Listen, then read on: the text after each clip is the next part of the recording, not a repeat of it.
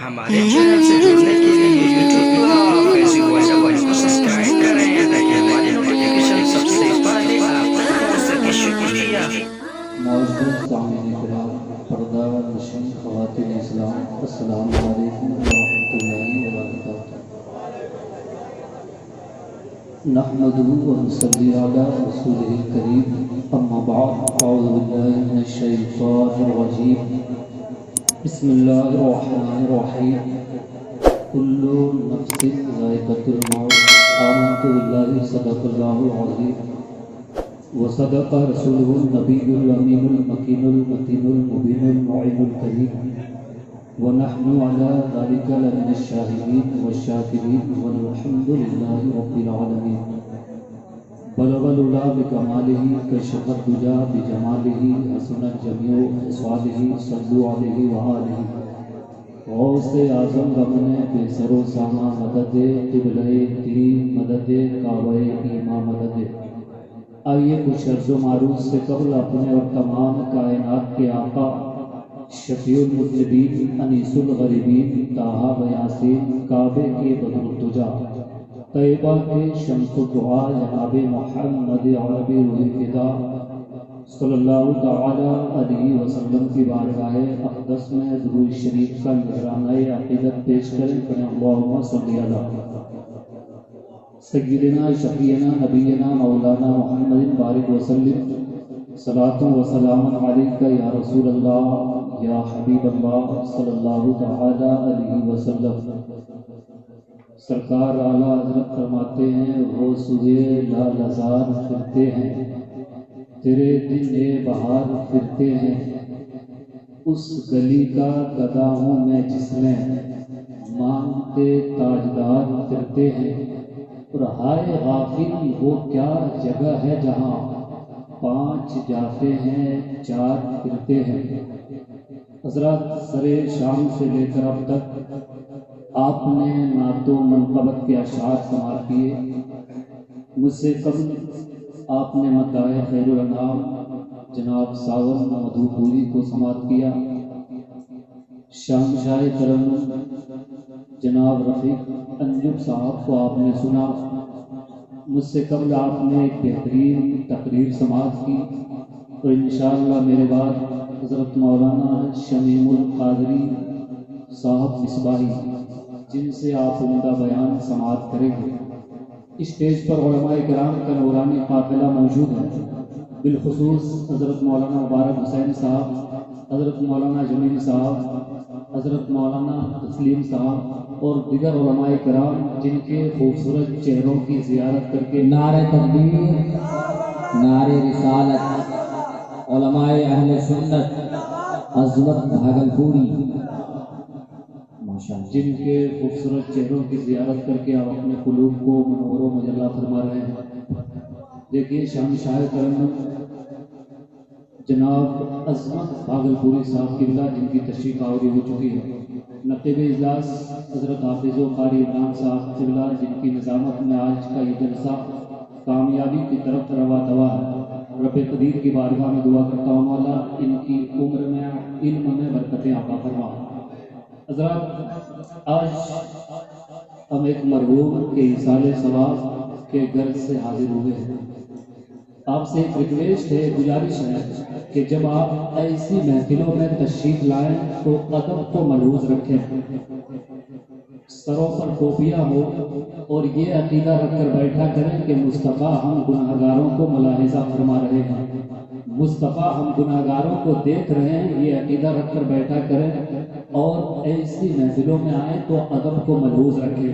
ایک دلیل سنیے، مصطفیٰ کا وصال ہو چکا، صدیق کا وصال ہو چکا، سیدنا فاروق اعظم کا زمانہ ہے۔ فاروق اعظم کے زمانے میں فاتح خیبر داماد پیغمبر حضرت علی مشکل کشا عشاء کی نماز کے بعد بستر استراحت پر آرام فرمانے لگے۔ علی نے خواب دیکھا کہ مسجد نبوی میں بلال حبشی نے اذان کہی۔ علی نے اذان کا جواب دیا، بستر چھوڑا، لوٹا اٹھایا، وضو فرمایا، مصلی بچھایا، 2 رکعت فجر کی نماز ادا کی، مسجد نبوی کا سفر شروع کیا، جا کر نمازیوں کے صف میں بیٹھ گئے۔ مؤذن رسول حضرت بلال حبشی نے اقامت کری، حجرہ رسول کا دروازہ کھلا، مصطفیٰ مصلی امامت پر فائز ہوئے، آقا نماز سے فارغ ہوئے۔ تمام صحابہ نے مصطفیٰ کی ابتدا میں نماز ادا کی، تمام صحابہ نماز سے فارغ ہوئے، تمام صحابہ نماز کے بعد مسجد نبوی میں بکھر گئے۔ اتنے میں ایک آنے والا شخص آتا ہے، عرض کرتا ہے یا رسول اللہ علیہ السلام، یہ میرے پیڑ کا پہلا پھل ہے، خود کھائیے، تمام صحابہ میں بانٹ دیجیے۔ مصطفیٰ نے دست نبوت کو بڑھایا، کھجور کے سیری کو لیا، تقسیم فرمانے لگے، صدیق تم لے لو، عثمان تم لے لو، عثمان تم لے لو، عمر تم لے لو، طلحہ تم لے لو، زبیر تم لے لو۔ بانٹتے بانٹتے مصطفیٰ جب جاتے ہیں خیبر، داماد پیغمبر سیدنا حضرت علی کے قریب پہنچے، مصطفیٰ نے علی کو کھجور دیا، علی نے کھجور لیا، بسم اللہ پڑھ کر کے اپنی زبان پر رکھا، عرض کرتے ہی یا رسول اللہ علیہ السلام، بہت مزیدار ہے ایک اور، بہت ذائقے دار ہے ایک اور۔ چوہی یہ جملہ نکلا تھا علی کی زبان سے، چوہی یہ جملہ نکلا تھا فاتح خیبر کی زبان سے، سپنا ٹوٹ گیا، خواب بکھر گیا، علی زاروں قطار رونے لگے۔ ایک زمانہ گزر چکا تھا، مصطفیٰ کی زیارت کیے ہوئے، ایک عرصہ گزر چکا تھا، مصطفیٰ کا دیدار کیے ہوئے، کسی طرح آنسو پہ قابو پایا۔ اب علی کیا دیکھتے ہیں؟ اب خواب نہیں ہے، اب علی کیا دیکھتے ہیں؟ حقیقت میں مسجد نبوی سے اذان کی آواز آ رہی ہے۔ علی نے جواب دیا، بستر چھوڑا، لوٹا اٹھایا، وضو فرمایا، مصلی بچھایا، 2 رکعت فجر کی سنت ادا کی، مسجد نبوی کا سفر شروع کیا، جا کر نمازیوں کے صف میں بیٹھ گئے۔ عدالت کے شہنشاہ سیدنا عمر بن خطاب کی ابتدا میں علی نے نماز فجر ادا کی، نماز سے صحابہ فارغ ہوئے، تمام صحابہ بالکل سپنا کی طرح، بالکل خواب کی طرح بکھر گئے۔ علی ایک کھمبے سے ٹیک لگا کر بیٹھ گئے، اتنے میں کوئی آنے والا شخص آتا ہے، عرض کرتا ہے یا امیر المومنین، یہ میرے پیڑ کا پہلا پھل ہے، خود کھائیے۔ تمام صحابہ نے بات دیکھے، سیدنا فاروق اعظم نے کھجور کی سینی کو لیا، صحابہ نے تقسیم فرمانے لگے، فلاں تم لے لو، فلاں تم لے لو۔ بانٹتے بانٹتے جب عدالت کے شہنشاہ سیدنا عمر بن خطاب علی کے قریب پہنچے، علی کو کھجور دیا، علی عرض کرتے ہیں بھائی عمر، بہت مزیدار ہے، بہت ذائقے دار ہے ایک اور۔ چوہی یہ جملہ نکلا تھا فاتح خیبر داماد پیغمبر سیدنا حضرت علی کی زبان سے۔ فاروق اعظم نے کھجور کی سینی کو زمین پر رکھا، فاروق اعظم جلال میں آ کر کے فرماتے ہیں علی ہوش ہویا، جب رات میں مصطفیٰ نے تجھے دو نہیں دیا تو عمر کو کیسے دے سکتا ہے؟ میں بتانا یہ چاہتا ہوں کہ جب سیدنا فاروق اعظم سے علی کا خواب پوشیدہ نہیں ہے تو ہم گناہگاروں کا حال میرے نبی سے کیسے پوشیدہ رہ سکتا ہے؟ کبھی تو پریمی کے تاجدار کہتے ہیں اور کوئی غیر کیا تم سے دیکھا ہو بھلا، جب نہ خدا ہی خدا تم پہ جاؤ۔ نعرہ تکبیر، نعرہ رسالت، مسلک اعلیٰ حضرت۔ تو یہ عقیدہ رکھ کر بیٹھا کرو کہ مصطفیٰ ہم گناہگاروں کو بنائے۔ بے شک ادب کو ملحوظ رکھیں، سروں پر ٹوپیاں ہو۔ رب فرماتا ہے کل نفس ذائقۃ الموت، ہر نفس کو، ہر جاندار چیز کو موت کا مزہ چکھنا ہے۔ موت یہ رب کا مستحکم فیصلہ ہے، موت سے نہ بچ پائے، نہ صبح قیامت تک کوئی بچ پائے گا۔ مگر ہمیں افسوس تب ہوتا ہے کہ ہم ایک بچپنے سے نماز جنازہ میں شرکت کرتے رہے، ہم نے ایک نہیں انیکوں جنازوں میں شرکت کی، مگر کبھی ہم نے سبق حاصل نہ کیا، کبھی ہم نے عبرت حاصل نہ کی۔ اللہ اکبر، ہم علماء کے بیانات سنتے رہتے ہیں، تقریریں سنتے رہتے ہیں، مگر ہمارے دلوں پر اثر نہیں ہوتا، ہماری دل کی دنیا نہیں بدلتی، اس لیے کہ ہمارا دل گناہ کرتے کرتے سیاہ ہو چکا ہے۔ ہم گناہ کو گناہ کرتے ہیں مگر گناہ نہیں سمجھتے، مگر مصطفیٰ فرماتے ہیں، کعبے کے بزرگ دجا فرماتے ہیں، طیبہ کے شمس الضحیٰ فرماتے ہیں، جس طرح لوہے میں زنگ لگا کرتا ہے، انسانوں کے دلوں میں بھی زنگ لگ جایا کرتا ہے. صحابہ نے عرض کیا تھا فدا کا امی و ابی یا رسول اللہ، اے میرے آقا میرے ماں باپ آپ پر قربان یا رسول اللہ، وہ زنگ کیسے دور ہوگا، ہمارا دل صاف کیسے ہوگا. مصطفیٰ فرماتے ہیں اپنی موت کو یاد کیا کرو، قرآن مجید کی تلاوت کیا کرو، مگر ہم قرآن کے اوراق کو کب الٹتے ہیں جب ہمارے گھروں سے جنازہ اٹھتا ہے. ہم قرآن کے اوراق کو اس وقت الٹتے ہیں جب باپ کا جنازہ اٹھتا ہے. ہم نے طاقوں پر سجا کر رکھا ہے قرآن کو. آج ہمارے گھروں میں قرآن ہے، ہم قرآن کی اہمیت کو نہیں سمجھ پا رہے ہیں. آج آپ کے گھروں میں اسلام ہے، آپ اسلام کی اہمیت کو نہیں سمجھ پا رہے ہو. آج آپ کے گھروں میں نماز ہے، آپ نماز کی اہمیت کو نہیں سمجھ پا رہے ہو. مگر زیادہ دور جانے کی ضرورت نہیں ہے. ذرا رشیا کی تاریخ اٹھا کر دیکھے، جب وہاں کی حکومت نے یہ اعلان کیا تھا کہ اس دھرتی پر کوئی قرآن کی تلاوت نہ کرے، جہاں کوئی سجدہ نہ کرے، جہاں اذان کی صدائے بلند نہیں ہونی چاہیے، جہاں نماز نہیں ہونی چاہیے، جہاں عبادت نہیں ہونی چاہیے، ایسے بھیانک ماحول میں رشیا کی فوج گھومتی رہی. کوئی قرآن پڑھتا نہیں تھا اسے مار دیا جاتا، کوئی سجدہ کرتا نہیں تھا اسے مار دیا جاتا، کوئی اذان پکارتا نہیں تھا اسے مار دیا جاتا. ایسے بھیانک ماحول میں رشیا کے مسلمانوں نے کس طرح قرآن کی عظمت کو پامال ہونے سے بچایا، کس طرح قرآن کی عظمت کو لوٹنے سے بچایا.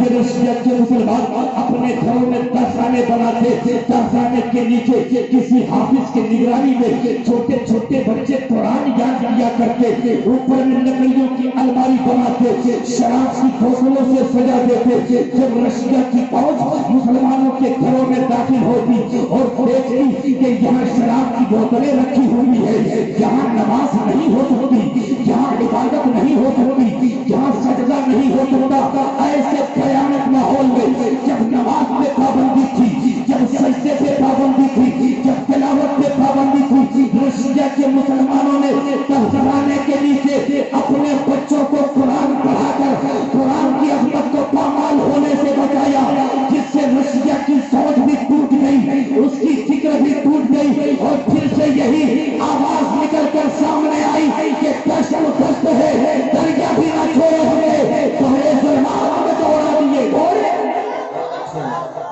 دست تو دست ہے، دریا بھی نہ چھوڑے ہم نے، بحر ظلمات میں دوڑا دیے گھوڑے ہم نے.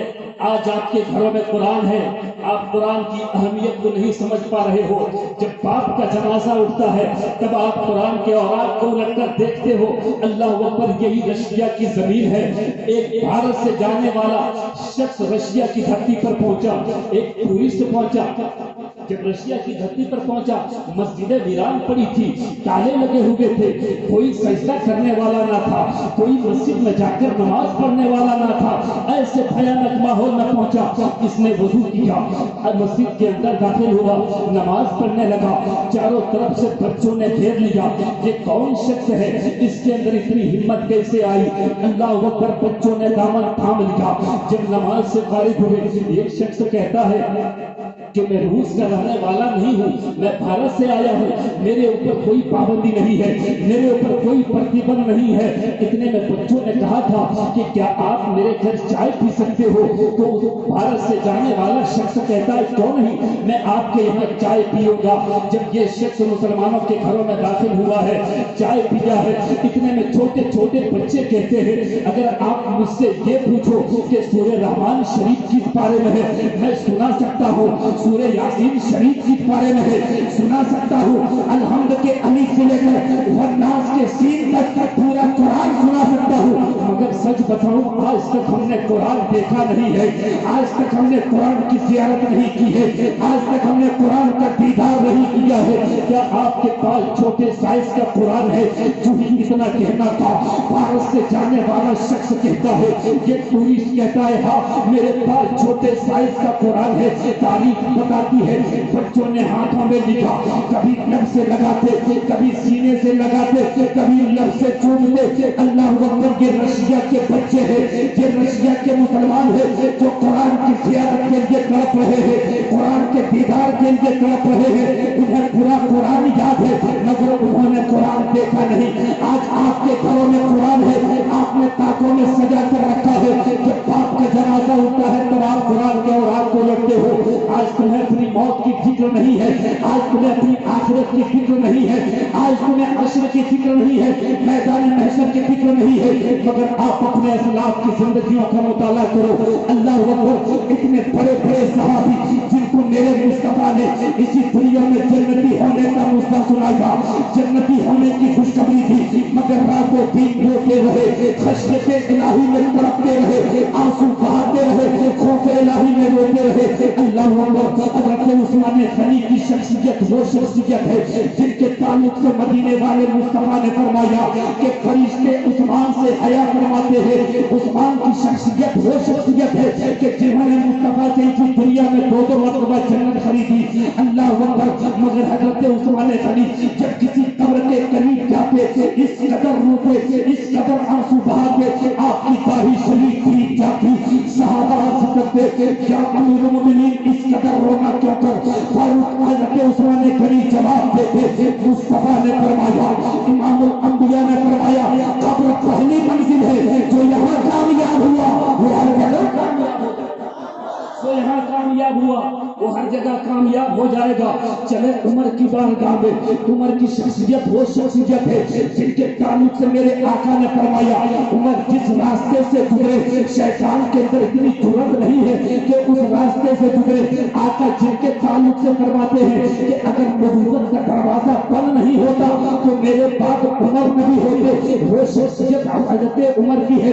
मगर अल्लाह अकबर, अपनी मौत को किस कदर याद कर रहे हैं, किस कदर तड़प रहे हैं। आपने एक शख्स को इस काम के लिए मुकर्रर फरमाया था कि रोजाना आना, आकर मेरे कान में कहना, उमर तुम्हें एक दिन मरना है, एक दिन इस दुनिया को छोड़कर जाना है। और आने वाला शख्स आता हज़रत उमर के कान में कह जाता, उमर एक दिन मरना है, एक दिन इस दुनिया को छोड़कर जाना है। हज़रत उमर जब महीना पूरा होता आप तनख्वाह देते, एक जमाना गुजर गया, तनख्वाह देते देते एक अरसा गुजर गया, तनख्वाह देते देते एक दिन हज़रत उमर फरमाते हैं, कल से तू मत आना, कल से तेरी जरूरत नहीं है। वो शख्स कहता है, हुजूर कौन सी खता हो गई, कौन सी गलती हो गई, कौन सी खता हो गई, आप मुझे मना क्यों कर रहे हो? क्या मेरी जगह किसी और को रख दिया? फारूक आज़म फरमाते नहीं, तेरी जगह किसी को नहीं रखा। बात यह है कि आज मैं आईना देख रहा था, आईना देख रहा था, मेरी दाढ़ी में मुझे एक सफेद बाल नजर आया तो मुझे पता चल गया कि जो काम तू रोजाना करता था, रोजाना आकर तू मेरे कान में बताता था, रोजाना आकर तू मुझे खबर देता था, उमर मरना है, दुनिया को छोड़ना है। अब जब जब मैं आईना देखूंगा मेरी दाढ़ी का मेरा सफेद बाल मुझे बताएगा, उमर तुम्हें मरना है, उमर तुम्हें एक दिन दुनिया को छोड़ना है, तो तुझे पैसा देने की जरूरत क्या है? अब मैं यहीं पर रुक कर कहना चाहता हूँ, आज लोग ये सोचते हैं हम बड़े हो गए, हम बुजुर्ग हो गए, हम 70 साल के हो गए, हम दादा बन गए, परदादा बन गए, कि हमारी गलतफहमी है, ये हमारी भूल है। हम 70 बरस उम्र लेकर आए थे, 50 साल गुजर गए, आप 20 साल के मेहमान रह गए हो, ये आपकी गलतफहमी है, ये आपकी भूल है कि हम बड़े हो गए, हम बुजुर्ग हो गए। अपनी आखिरत के बारे में सोचो, वरना सिवाय अफसोस के कुछ हासिल ना होगा।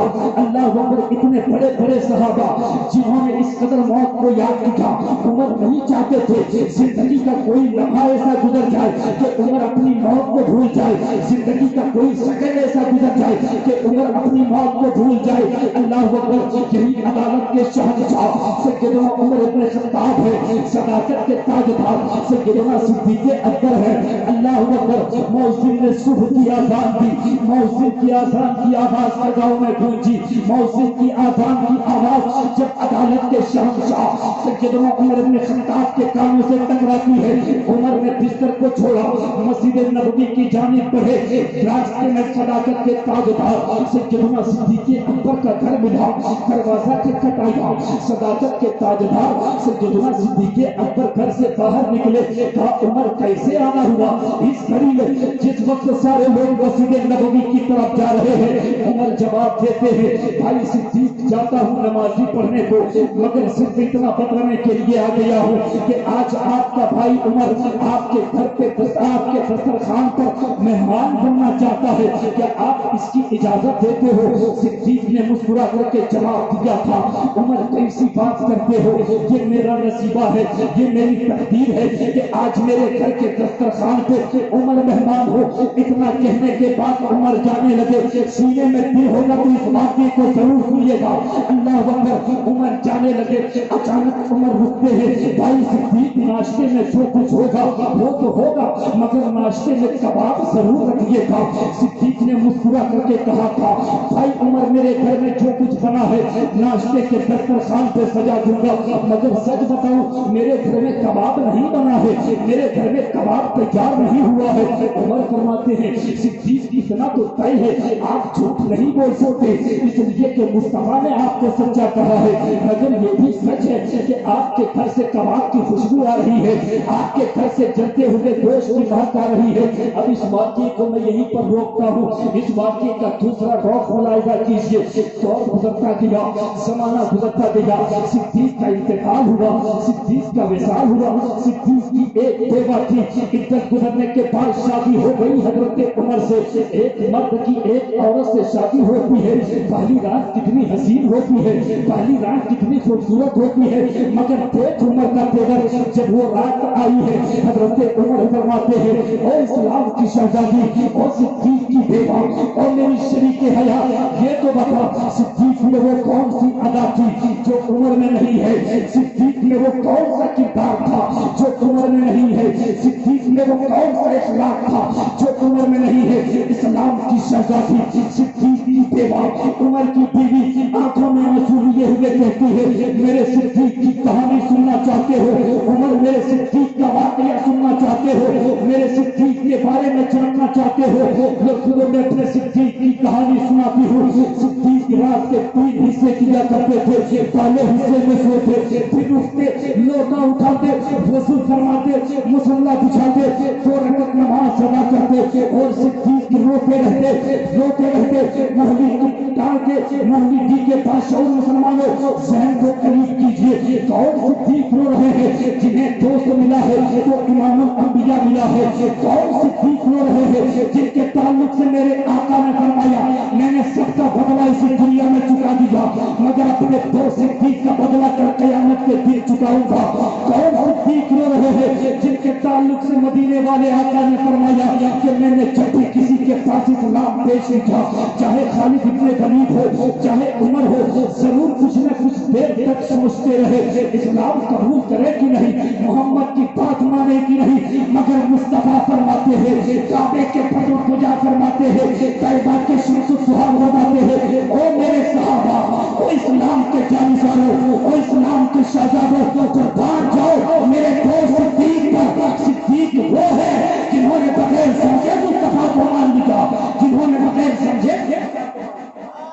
جنہوں نے بغیر سمجھے مصطفیٰ کو مان لیا شادی کی پہلی رات ہے رات کی تنہائی ہے کہانی سنا رہی ہے صدیق رات کے 3 حصے کیا کرتے تھے پہلے حصے میں سوتے پھر اٹھتے لوٹا اٹھاتے وضو فرماتے مصلی بچھاتے 2 رکعت نماز ادا کرتے صدیق روتے رہتے لیکن جب مؤذن کی اذان کی آواز فضاؤں میں گونجتی جب مؤذن کی اذان کی آواز صدیق کے کانوں سے ٹکراتی تو صدیق اس قدر بے قابو ہو جاتے کہ صدیق کے دل سے ایک دھواں نکلتا تھا جس سے چلتے ہوئے گوشت کی مہک آتی تھی جس سے کباب کی خوشبو آتی تھی جب یہ کہانی حضرت عمر نے سنی اور سجدے میں گر گئے تڑپ کر کہنے لگے اس دن جو میں نے صدیق سے کہا تھا بھائی صدیق ناشتے میں کباب ضرور رکھیے گا سچ فرمایا تھا صدیق نے وہ گوشت کی مہک نہیں تھی وہ کباب کی خوشبو نہیں تھی وہ صدیق کے جلے ہوئے دل کی مہک تھی جس دن تو صدیق نے خوف الہی میں جلایا تھا جس دن تو صدیق نے خشیت الہی میں جلایا تھا جب بریلی کے تاجدار امام عاشقاں قبلہ دل و جان مجدد اسلام بریلی کے امام کی نظر اس واقعے پر پڑی تو یوں پکار اٹھے کباب لاہو میں بھی نہ پایا مزہ جو دل کے کباب میں ہے اسے کہتے ہیں خوف رب کا ڈر اسے کہتے ہیں جن کو میرے مصطفیٰ نے اسی دنیا میں جنتی ہونے کا مجدہ سنایا راتوں دن روتے رہے آج ہم نیکی کے نون تک نہیں پہنچے پھر بھی ہمیں رونا نہیں آتا آج ہم نے مذہب اسلام کو پسے پشت ڈال دیا ہے. آج ہم خود مذہب اسلام کا جنازہ نکالتے ہیں. آج جو یہ دعویٰ کرتا ہے کہ میں مذہب اسلام سے تعلق رکھتا ہوں، ہمیں افسوس تب ہوتا ہے اسے مذہب اسلام کے بارے میں اتنا پتہ نہیں ہوتا جتنا آج غیروں کو مذہب اسلام کے بارے میں معلوم ہے، جتنا آج غیروں کو مذہب اسلام کے بارے میں پتہ ہے. وجہ کیا ہے؟ ہم اس دنیا میں پیدا ہوئے، دنیا کی محفلوں میں شرکت کی، دنیا کی مجلسوں میں شرکت کی، خرافاتیں سیکھی، برائیاں سیکھی. کبھی ہم نے علماء کی صحبت اختیار کرنے کی کوشش نہیں کی، کبھی ہم نے مذہب اسلام کو جاننے کی کوشش نہیں کی. یہی وجہ ہے کہ آج پوری دنیا مذہب اسلام کو غلط طریقے سے پیش کرتی ہے. غیر قرآن پڑھنا نہیں جانتا، مشرکین قرآن پڑھنا نہیں جانتے، کفار قرآن پڑھنا نہیں جانتے. آپ جو کرو گے وہ سمجھے گا شاید یہی ان کا دھرم ہے.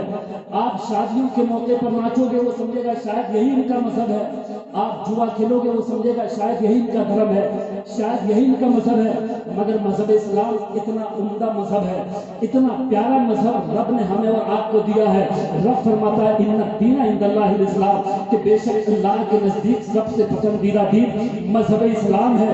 آپ کو اپنے مذہب کے بارے میں پتہ نہیں ہے، مگر میں آپ کو بتانا یہ چاہتا ہوں مذہب اسلام اتنا عمدہ مذہب ہے. جب غیر مسلم سفر میں جاتا تھا، تجارت کے گھر سے باہر نکلتا تھا، گھر میں جوان بیٹی ہوتی اپنے پڑوسی کے حوالے نہیں کرتا، اپنے عزیز و اقارب کے حوالے نہیں کرتا، اپنے رشتہ داروں کے حوالے نہیں کرتا، اپنے خاندان کے حوالے نہیں کرتا، بلکہ مصطفیٰ کے غلام کے حوالے کر کے اپنی بیٹی کو جاتا. مصطفیٰ کا غلام کہتا، مسلمان کہتا، تو نے اپنے پڑوسی کے حوالے کیوں نہ کیا، تو نے اپنے عزیز و اقارب کے حوالے کیوں نہ کیا، تو نے اپنے دوست و احباب کے حوالے کیوں نہ کیا. تو غیر مسلم جواب دیتا اگر بیٹیوں کی عزتیں کہیں محفوظ ہے تو محمد کے غلاموں کے پاس بہت اچھا. بیٹیوں کی عزتیں کہیں محفوظ ہے تو محمد کے غلاموں کے پاس محفوظ ہے. مگر آج ہم مظاہرہ نہیں کرتے. آج ہم نے مذہب اسلام کو پسے پشت ڈال دیا ہے. آج ہم خود مذہب اسلام کا جنازہ نکالتے ہیں. ہمیں شریعت کب یاد آتی ہے؟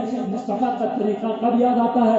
مصطفیٰ کی سنت کب یاد آتی ہے؟ جب موت کی گھڑی ہوتی ہے، جب موت کا لمحہ ہوتا ہے، جب موت کا وقت آتا ہے، اس وقت ہمیں شریعت خوب یاد آتی ہے کہ فوٹو ہٹا دو، یہ کر دو، وہ کر دو، سورہ یاسین شریف پڑھواؤ، امام صاحب کو بلاؤ، مؤذن صاحب کو بلاؤ. اس وقت ہمیں شریعت خوب یاد آتی ہے. مگر یاد رکھیں مرتے وقت فرعون نے بھی کہا تھا آمنت برب موسیٰ و ہارون، کہ میں موسیٰ اور ہارون کے رب پہ ایمان لایا. تو نزا کے وقت کا ایمان قابل قبول نہیں ہے. نزا کے وقت شریعت پر عمل کرنا یہ قابل قبول نہیں ہے. اگر ایمان لانا ہے تو مرنے سے پہلے ایمان لا. اگر شریعت پہ عمل کرنا ہے تو مرنے سے پہلے شریعت پہ عمل کر. اگر مرنے سے پہلے اپنے گلے میں مصطفیٰ کی غلامی کا پٹا ڈال لیا اور مصطفیٰ کی غلامی کا پٹا ڈال کر جب آپ اس دنیا سے جاؤ گے زمانہ کہے گا وفادار جا رہا ہے، دنیا کہے گی وفادار جا رہا ہے، جنت کے فرشتے کہیں گے جنت کا حقدار آ رہا ہے، جنت کے فرشتے کہیں گے جنت کا حقدار آ رہا ہے. تو مصطفیٰ کی غلامی کا پٹا نزاع کے وقت نہیں، شریعت پہ عمل کرنا ہے تو اپنی زندگی میں اپنے اوپر لازم کرو. مصطفیٰ کی شریعت پہ عمل کرنا ہے تو اپنی زندگی میں مصطفیٰ کی شریعت پہ عمل کرو اور اپنی پیدائش کا مقصد جانو. رب نے آپ کو کس مقصد کے لیے پیدا فرمایا؟ رب فرماتا وما خلقت الجن والانس الا لیعبدون، کہ میں نے جن اور انسان کو اپنی عبادت کے لیے پیدا فرمایا. آج کون سی برائی ہے جو ہم میں نہیں پائی جاتی ہے؟ کیا آج ہمارے بچے شراب کے اڈوں پہ نہیں ہے، جوا کے اڈوں پہ نہیں ہے؟ کیا آج ہماری بیٹیاں بے پردہ نہیں گھومتی ہے؟ کون سی برائی ہے، کون سی خامی ہے جو ہم میں موجود نہیں ہے؟ مگر نماز جن کے تعلق سے رب فرماتا ہے ان الصلاۃ تنہی عن الفحشاء والمنکر، کہ بے شک نماز بے حیائی اور بری باتوں سے روکتی ہے. آپ نماز پڑھنا شروع کر دو، ساری برائیاں ختم ہو جائیں گی، سارے جراثیم ختم ہو جائیں گے. اللہ اکبر. بس آخری بات نماز کا فائدہ دیکھیے. سیدنا فاروق اعظم کا زمانہ ہے.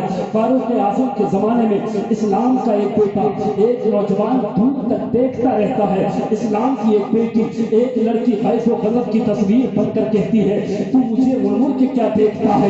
مانا کہ مصطفیٰ نہیں ہے، مانا کہ صدیق نہیں ہے، مگر عمر کو ہے خبر لگ گئی تو تیرا سر تیرے دھڑ سے الگ ہو جائے گا۔ اپنی نگاہوں کو نیچی کر لے، اپنی نظروں کو نیچی کر لے۔ نوجوان جواب دیتا ہے کیا کروں، میں نے اپنے دل کو بہت سمجھایا مگر میرا دل ماننے کو تیار نہیں۔ ایسا ہے تم مجھ سے نکاح کر لے، اگر تم کہو تو میں تیرے لیے آسمان سے سورج کے شعاؤں کو قید کر لوں، اگر تم کہو تو میں تیری راہوں کو ستاروں کا انجمن بنا دوں، اگر تم کہو تو میں تیرے لیے یہ کر دوں وہ کر دوں۔ اسلام کی بیٹی سنتی رہی، لڑکی سنتی رہی، آخر میں خیز و غضب کی تصویر بن کر کہتی ہے اے نوجوان اگر تم مجھ سے سچی محبت کرتے ہو تو یہ مت بول کہ تم میرے لیے آسمان سے سورج کے شعاؤں کو قید کر لے گا، یہ مت بول کہ تم میری راہوں کو ستاروں کا انجمن بنا دے گا، یہ مت بول کہ تم میرے لیے یہ کر دے گا وہ کر دے گا۔ اگر تم مجھ سے سچی محبت کرتے ہو حضرت عمر کے پیچھے 40 دن نماز پڑھ لے، نماز شروع کر دیا۔ 5 دن ہو گئے، 10 دن ہو گئے، 30 دن ہو گئے، 35 دن ہو گئے، 39 دن 4 وقت کی نماز ہو گئی، بچی 1 وقت کی۔ اب جہاں پر روزانہ یہ نوجوان کھڑا رہتا تھا، جہاں پر روزانہ یہ لڑکا کھڑا رہتا تھا، اسلام کی بیٹی کھڑی ہے، یہ لڑکی کھڑی ہے، رب قدیر کی بارگاہ میں دعا کر رہی ہے مولا اے پروردگار، اے رب کائنات اگر میری قسمت کے لکیروں میں شوہر کرنا اسی کو ہے تو جیسا نکلا ہے ویسا کر دے۔ دعا کر رہی ہے، نظریں جھکا کر کے کھڑی ہے، انتظار کر رہی ہے اب آئیں گے، اب آئیں گے، آ کر کے کہیں گے دیکھ میں نے تیری شرط مان لی۔ حضرت عمر کے پیچھے 40 دن نماز پڑھ لی، اب میری بیوی بن جا۔ میں بھی کہوں گی ہاں میں تیری بیوی بننے کے لیے تیار ہوں، میں تیری بیوی بننے کے لیے ریڈی ہوں۔ انتظار کر رہی ہے، نظروں کو جھکا کر کے کھڑی ہے، اب آئیں گے، اب آئیں گے۔ وہ آئے بھی، آ کر کے چلے گئے۔ لڑکی آواز دیتی ہے، لڑکی آواز دیتی ہے او جانے والے کہاں جا رہا ہے تو؟ تیری دنیا یہی کھڑی ہے، تیری محبت یہی کھڑی ہے، تیری چاہت یہی کھڑی ہے، تیرا پیار یہی کھڑا ہے۔ لڑکی یہی پیار، تیرا پیار یہی کھڑا ہے۔ نوجوان جواب دیتا ہے او اسلام کی شہزادی، او میری پیاری بہن، یہ تیری رہنمائی تھی کہ میں نے حضرت عمر کے پیچھے 40 دن نماز پڑھ کر وہ شہادت پالی ہے کہ تیرا جلوہ نکل چکا ہے، تیرا جمال نکل چکا ہے، رب کا جلوہ بس چکا ہے، رب کا جمال رب کا جلوہ بس چکا ہے، رب کا جمال بس چکا ہے۔ وما خلقت الجن والانس الا لیعبدون ان الصلاۃ تنہی عن الفحشاء والمنکر، بے شک نماز بے حیائی اور بری باتوں سے روکتی ہے۔ یاد رکھیں ہر زمانے کی ترقی کا نام مصطفیٰ ہے۔ مصطفیٰ کی سنت کو چھوڑ کر، مصطفیٰ کے طریقے کو چھوڑ کر نہ ہم کل کامیاب تھے، نہ آج کامیاب ہیں، نہ ہم صبح قیامت تک کامیاب ہو سکتے ہیں۔ ہر زمانے کی ترقی کا نام مصطفیٰ ہے۔ صحابہ کرام کو ایک جنگ کے موقع پر کامیابی نہیں مل رہی تھی، صحابہ کرام نے مشورہ کیا، میٹنگ کی، وہ اسلام کے جانشینوں، وہ اسلام کے شہزادوں، کیا بات ہے کئی دنوں سے ہم کوشش کر رہے ہیں، جنگ کی تیاریوں میں لگے ہیں مگر ہمیں کامیابی نہیں مل رہی ہے۔ ایک صحابی رسول اٹھے، عرض کرنے لگے کئی دنوں سے ہم جنگ کی تیاریوں میں لگے ہیں، جنگ کے ساز و سامان کو اکٹھا کرنے میں لگے ہیں، جنگ کی تیاریوں میں مصروف ہیں، مصطفیٰ کی ایک سنت چھوٹ رہی ہے، یہی وجہ ہے جنگ میں کامیابی نہیں مل رہی ہے۔ جو ہی یہ جملہ نکلا تھا صحابی رسول کی زبان سے، سارے صحابہ تڑپ اٹھے، جنگ بتا مصطفیٰ کی کون سی سنت چھوٹ رہی ہے، آقا کی کون سی ادا چھوٹ رہی ہے۔ صحابی رسول نے عرض کیا کئی دنوں سے جنگ کی تیاریوں میں ہے، جنگ کے ساز و سامان کو اکٹھا کرنے میں لگے ہیں، مصطفیٰ کی ایک سنت چھوٹ رہی ہے، مسواک کرنا میرے نبی کی سنت ہے، جنگ کی تیاریوں میں ہے، آقا کی سنت چھوٹ رہی ہے۔ جو ہی اتنا کہنا تھا سارے صحابہ تڑپ گئے اور عرض کرنے لگے مصطفیٰ کی سنت پہلے ادا کریں گے، میدان جنگ میں بعد میں جائیں گے، کفاروں سے بعد میں لڑیں گے، تلواریں بعد میں اٹھائیں گے، بھالا بعد میں اٹھائیں گے، نیزہ بعد میں چلائیں گے، کفاروں مشرکین سے بعد میں لڑیں گے، پہلے مصطفیٰ کی سنت کو ادا کریں گے۔ تاریخ شاہد ہے سارے صحابہ نے مل کر ایک درخت کو گرایا، سارے صحابہ درخت پر ٹوٹ پڑے، کافروں کا لشکر دیکھ رہا تھا مسلمانوں کو کیا ہو گیا، یہ درخت کو چبانے لگ گئے، درخت کو کھانے لگ گئے۔ ایک کافر بولا اگر تمہیں اپنی جان پیاری ہے میدان چھوڑ کر بھاگ جاؤ، ارے جب یہ کچا درخت چبا سکتے ہیں تمہیں زندہ نکل جائیں گے۔ تاریخ شاہد ہے سارے کفار میدان چھوڑ کر بھاگ گئے، اب مجھے کرنے کی اجازت دو،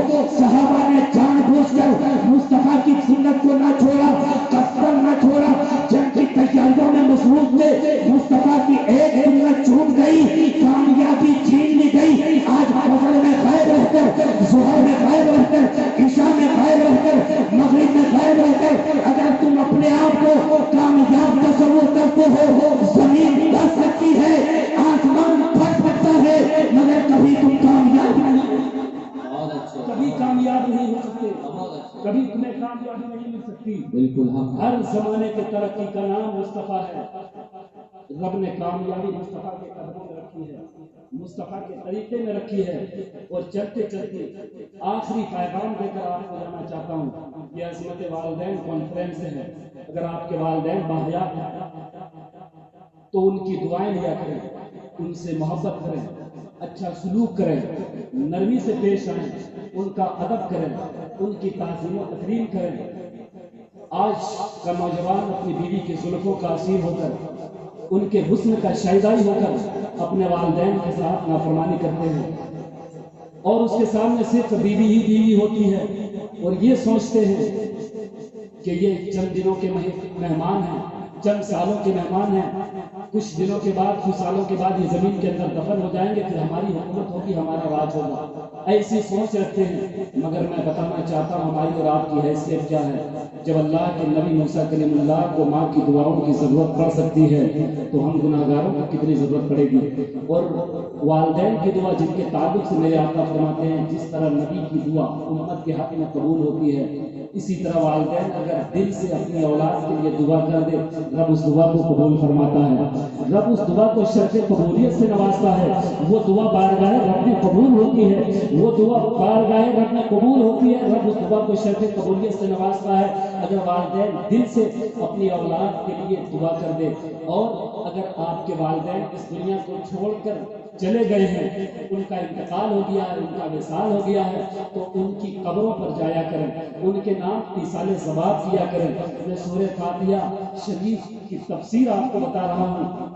اگر آج بھی پریشانیاں چاروں طرف سے گھیر لے، پریشان ہونے کی ضرورت نہیں ہے، ٹینشن لینے کی ضرورت نہیں ہے۔ آپ اپنے والد یا والدہ کی قبر پر جائیں، چند سورتیں پڑھ لیا کریں، ان کے نام ایصال ثواب کیا کریں۔ اور مفسرین فرماتے ہیں جب ایک بیٹا اپنے والد یا اپنی والدہ کی قبر پر جاتا ہے تو والدہ یا والد کا سینہ فخر سے چوڑا ہو جاتا ہے، سبحان اللہ۔ وہ قبر میں مسکرایا کرتے ہیں، پڑوس کے قبر والے مبارکباد پیش کرتے ہیں، مبارک ہو تیرا بیٹا آ رہا ہے، مبارک ہو تیرا بیٹا آ رہا ہے۔ اور بہت سے قبریں ایسی ہیں کہ جن کی قبر پر برسوں گزر جاتے ہیں مگر کوئی نہیں پہنچتا، وہ کہتے ہیں ہائے افسوس، تیری قبر پر تیرے گھر والے، تیرا بیٹا بار بار آتا ہے مگر میری قبر پر آج تک کوئی نہیں آیا۔ انہیں تکلیف ہوتی ہے، وہ قبروں میں بھی رویا کرتے ہیں، اور جن کا بیٹا قبر پر جاتا ہے تو باپ کا سینہ فخر سے چوڑا ہو جاتا ہے۔ اور جب وہ اپنے والدین کے لیے دعا کر کے واپس ہوتے ہیں تو ادھر والدین کے ہاتھ اٹھ جاتے ہیں، مولا یہ دنیا میں میرے پاس آتا تھا، کبھی ہم نے خالی ہاتھ نہ لوٹایا، مولا آج میری چوکھٹ پہ آیا ہے، آج میں محتاج ہوں، مگر مولا تو قادر مطلق ہے، مولا تو اپنی شان کے مطابق عطا فرما۔ رب قدیر کا اعلان ہوتا ہے، رب کا حکم ہوتا ہے، فرشتے اس کے نامۂ اعمال چیک کرو، نامۂ اعمال چیک کیے جاتے ہیں، گناہ ہی گناہ ہے، پاپ ہی پاپ ہے، خطا ہی خطا ہے۔ رب قدیر کی بارگاہ میں فرشتے عرض کرتے ہیں مولا بڑا گنہگار ہے، بڑا پاپی ہے، بڑا خطا کار ہے، بڑا گنہگار ہے، مولا کیا کروں؟ رب فرماتا ہے، رب کا حکم ہوتا ہے فرشتے اس کے گناہوں کو نیکیوں میں تبدیل کر دو۔ فرشتے عرض کرتے ہیں مولا یہ انعام کیوں، یہ اکرام کیوں، یہ اعزاز کیوں؟ تو رب فرماتا ہے ارے یہ جس کی چوکھٹ پر آیا ہے یہ ماں ہے، اور میں 70 ماؤں کا ممتا رکھنے والا ہوں، میں 70 ماؤں کا ممتا رکھنے والا ہوں۔ تو آپ کے والدین اگر اس دنیا کو چھوڑ کر چلے گئے ہیں تو آپ انہیں فراموش نہ کریں، ان کی قبروں پر جایا کریں، اور اگر باحیات ہیں ان کی خدمت کیا کریں، ان کی تعظیم و تکریم کریں۔ رب تبارک و تعالیٰ کی بارگاہ میں دعا کرتا ہوں مولا ہم سب کو سننے سے زیادہ عمل کی توفیق عطا فرما۔ استغفر اللہ ربی من کل ذنب و اتوب الیہ۔ سب مل کر میرے ساتھ کلمہ شریف پڑھیں، لا الہ